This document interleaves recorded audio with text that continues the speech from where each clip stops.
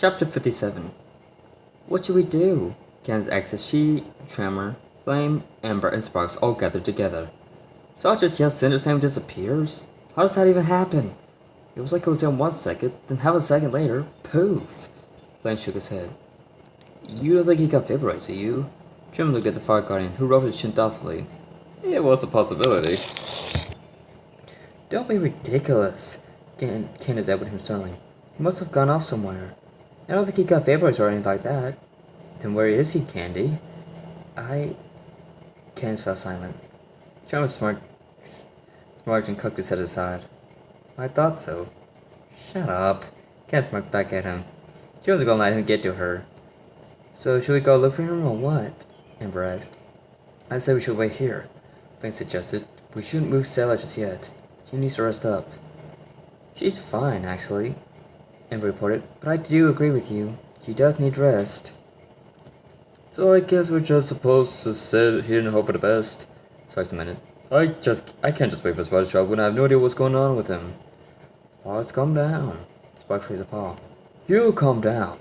Dragonfly sipped over and swallowed Dragon's paw away. You don't know what's wrong I have been through. Do you know what's like to nearly someone you've grown up with all your life? Immediately the other guardians were on high alert. Sparks had just tread onto forbidden ground. You did not just say that. Tremor grounded. The ground shook angrily. Tremor! Candace jumped in between Dragon and Insect. Let it go. He didn't mean it. I agree, but he didn't. Tremor snapped as Dragon pushed him back. He wasn't going to waste time on Sparks out of his space back for Spyro. Sparks, that's enough. Candace snapped her hair onto Dragonfly. Yeah, Tim agreed. That was uncalled for. Sparks clenched his tiny fist with his glove, and his glow began to shine brighter than ever before. At last he let out a sigh. Yeah, you're right. He gave in. I'm sorry, Tremor. I just don't want to lose my best buddy. Tremor sighed in the earth around along with him.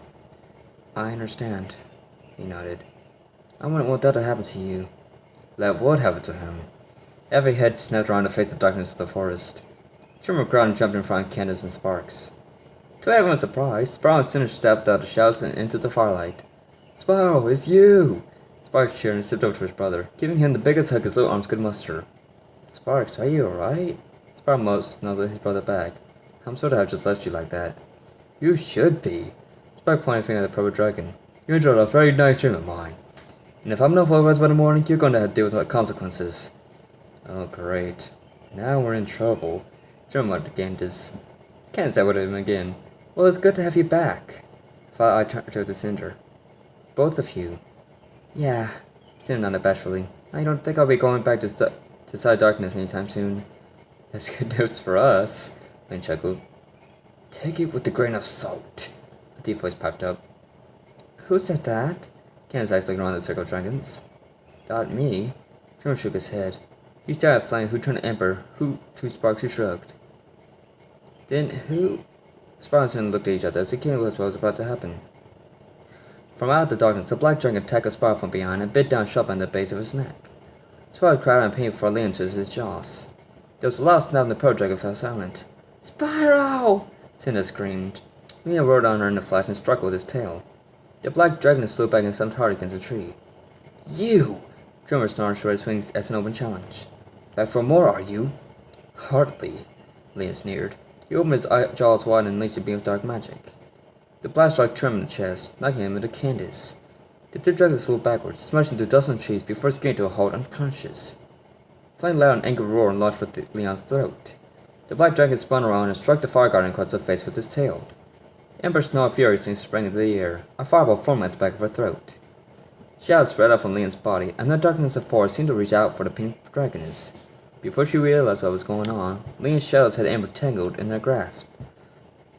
The dragoness began to cough and wheeze as she was being suffocated. She gave a gurgled gasp and fell limp. Leon hurled her body to the ground and stood over her, claws ready to slash her throat. Get away from her! Leon turned as the angry Fire Guardian launched at him. Flame swung with his left, hoping to catch the black dragon in the head. Leon took the blow full force and staggered back. Flame charged again and knocked Leon to the ground. The red dragon reared his head back, intense flame slapping the brim of his mouth. He unleashed a powerful wave of fire as Leon countered with his own dark flames. The air boiled from the intense heat. Sparks, who had been trying to wake her up, was forced to flee from the scene, lest he stay and be burned alive. Lane smiled weakly as he and Flame battled for supremacy. Flame's eyes flashed red, and the fire-like markings on his body blazed in the night. The sun surged powerfully on back. The black dragon's eye widened, and he dug his claws in the earth to brace himself against the power that was beginning to overwhelm him. With another roar, Flame gave another push, nearly forcing Leon's own breath back down his throat. Just as he was about to deliver the killing blow, the shells of the forest leaped out again. The darkness wrapped around Flame's neck, suddenly cutting off his fire. Leon released another blast of dark lightning and burned a hole in Flame's chest. The fire gun didn't so much as utter a cry. The red markings faded away, as did its consciousness. Leon tossed him away before turning back to Cinder, who was trying to get to her feet. "I'm going to do what I should have done straight away," he snarled. "No more mistakes." "Do your worst," Cinder spat as her right leg gave away. "As you wish," Leon sneered. Without warning, he spun around in a blur. Cinder was struck across the face and knocked against another tree. Her head rocked and she saw stars. There was a loud thunk, and a sun tightening in her chest. The dragon scuffed hard, spattering blood across the ground. Cinder looked down with wide eyes to see Leon's tail blade had ran straight into her chest. The blood poured over the tip of his blade and across his tail. Leon smiled at her maliciously and yanked his blade out of her, causing the dragon to scream as she collapsed to the ground, instantly covering it with her blood. Leon spat at her and turned away, and laying his tail blade swatted across her face as a last act of disrespect. He was saying no settling there still unconscious. He thought to himself, stooped down to stare at her.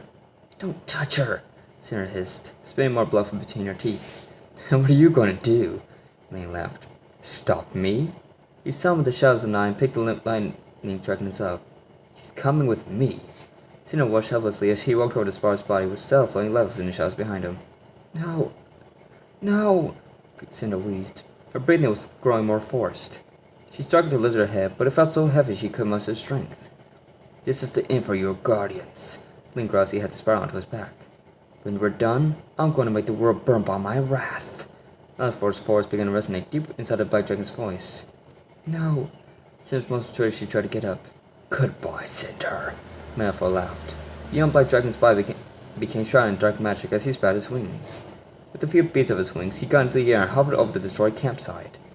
With another snore, he flew off towards the northwest with Spyro draped over his back, instead of trying behind the wake of his shadows. "No.